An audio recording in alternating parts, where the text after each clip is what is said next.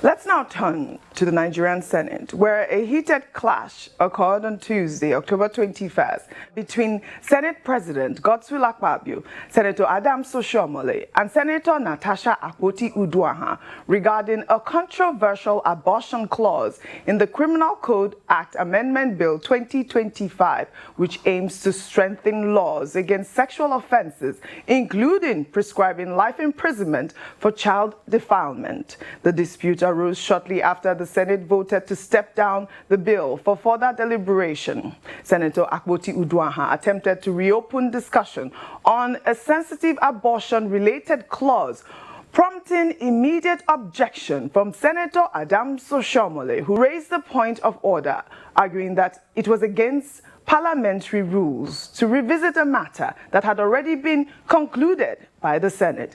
Let's take a look before we come back for a discussion. Those in support say aye. Those against say nay. The ayes have it.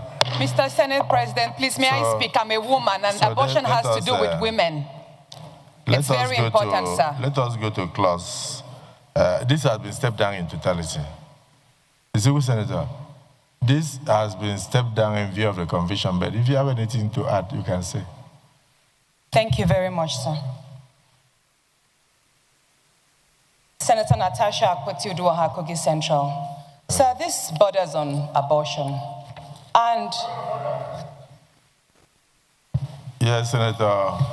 Mr. President, we have been tutored over and over that when a matter has been concluded and you have dropped the gavel, in this particular case, to allow for more conversation, if you grant exemption to distinguish Senator Natasha, then you must extend the same extension to us, in which case our rules will become meaningless. I think the rules should be obeyed. We have said more discussion, which allow her to make any input, and I also intend to make more input. I think that is the whole essence of deferring it. To continue the debate, many of us will rather debate it here. So I think my distinguished sisters should agree that these are the rules. I'm not a spirit to know what the senator wanted to say. The senator said, I want to say something. But if I knew, I would have referred her to Rule 52, sub 6. All right, that section, Akpabio went on to rule her out of order. But I must say that he did show grace. But, you know, Natasha, being a woman, I believe, should have been given the floor to speak. I watched the proceedings and debate, and she appeared to have been calling to speak for minutes before that debate was closed. The bill was subsequently referred to the Senate Committee on Judiciary and Human Rights for further review. However, we're getting reports that women groups are planning to issue a statement to stop the review and demand a public hearing instead, objecting to the passage of the amendment. Now, when you look at some of the sections of the abortion clause in the Criminal Code Act, it appears quite controversial and confusing. I did look at it. For example, let's read that section 4 of the amendment of section 230 on supplying drugs or instrument to procure abortion. Section 230 of the Principal Act reads in part, any person who unlawfully supplies to or procures for any person anything whatever, knowing that it is intended to be unlawfully used to procure the miscarriage of a woman, whether she is or is not with child, is guilty of a felony and is liable to imprisonment for 5 years. I mean, this is such a huge debate. This debate highlights, the controversial nature of abortion legislation in Nigeria. Ayo, before I come to you, I'd like to take some reactions on X. But like I read in that section, the idea of miscarriage of a woman, I mean, that's, that also probably was what she was trying to debate. It's not miscarriage of a woman, it's miscarriage of a fetus. There's nobody that willingly wants to miscarry a child. It's an involuntary action, correct? But let me take some reactions on X. This person wrote, Senator Natasha has a valid point. Issues like abortion affect women directly, and her voice deserves to be heard. Silencing her only shows how male-dominated the system still is. Rule of order or not, the Senate should at least listen when a woman speaks on issues like this.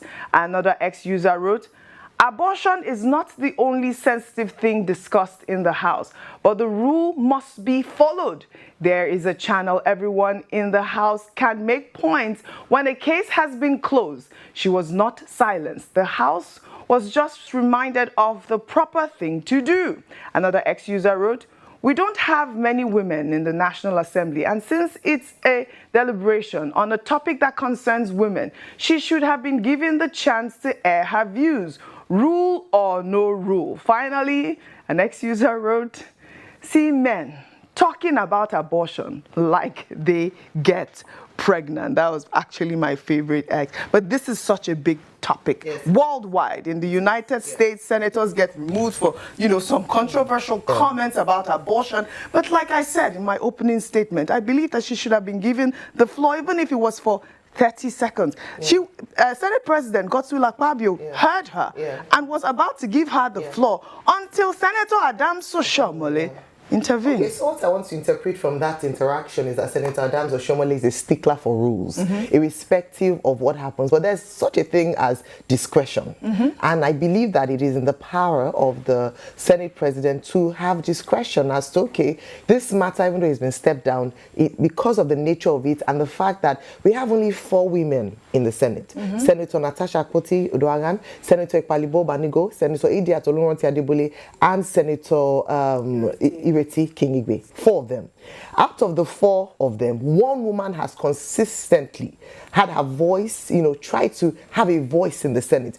I don't know why. I don't know where the other 3 senators are. Maybe we should also spotlight the fact that despite the fact that women are disproportionately not represented in the Senate, we don't even hear the voices of those ones represented. I like the fact that you noted that she had raised her hand earlier whilst the debate was still going on, and this is not the first time. We don't want to make it seem as if it's a victimization as a result of what had transpired prior. I don't want to say that that is what is happening. I don't want to believe that is what is happening, because that's a hallowed chambers. I want to imagine that they'll be very professional. Now, on a topic like this that involves women directly, at least one female voice ought to be heard. I think one person spoke and backed the amendment, saying that it should be increased to 5 years. The felony punishment or the punishment should be increased to 5 years. Yeah, but no, in terms of for the abortion conversation and nitty-gritty of it, I believe that what the Senate President did initially by using his discretion to say, okay, you know what, speak up, and then was in order. I thought we understand the rules, and people talk about rules and rules, but rules are made for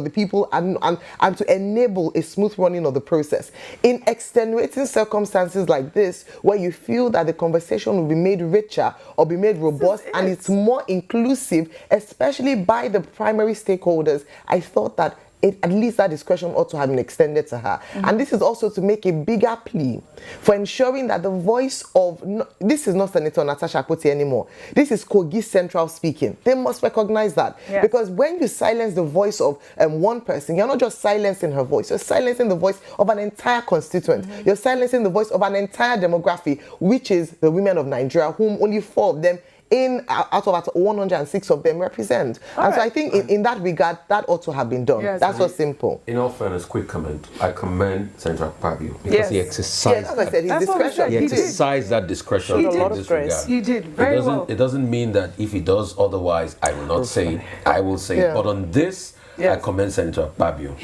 And I don't think Senator Oshiomhole should have just come in there. He just allowed the woman to speak. That is it. But now the matter has been, pushed to a judicial review. Like I said, some women groups are trying town hall. Let's have that's public, what they're asking. That's what they should have that. Want a public debate. The matter should not be debated by only men and just 4 women and all of that. There should be a public debate and all of that. But we will follow up on the story. But also kudos to the senators for bringing these sort of sensitive issues to the floor of the House. Meanwhile, in a monumental development aimed at curbing the increase of child sexual abuse across the country, the Senate on Tuesday passed a new bill mandating life imprisonment for any individual, male or female, found guilty of sexually assaulting a minor. The original motion presented by Senator Adams Oshiomhole of Edo North proposed a 20-year sentence, but this was rejected after Senator Mahmoud Adamu Aliero of Kebbi Central successfully argued for the shorter life sentence as a necessary deterrent, citing reports of victims as young as 5 years old. If signed into law, this legislation will replace existing provisions in Nigeria's criminal and penal code that currently impose lighter penalties for offenders. I mean, this landmark legislation represents a significant shift in Nigeria's approach to protecting children from sexual predators. Rights groups have long criticized existing provisions in the criminal and penal code for imposing penalties that they argue are disproportionately light, given the lifetime trauma inflicted on victims. I thought that I should highlight this. I know that you guys have discussed it. Like I said, kudos to the Senate. I mean, this is such an important bill.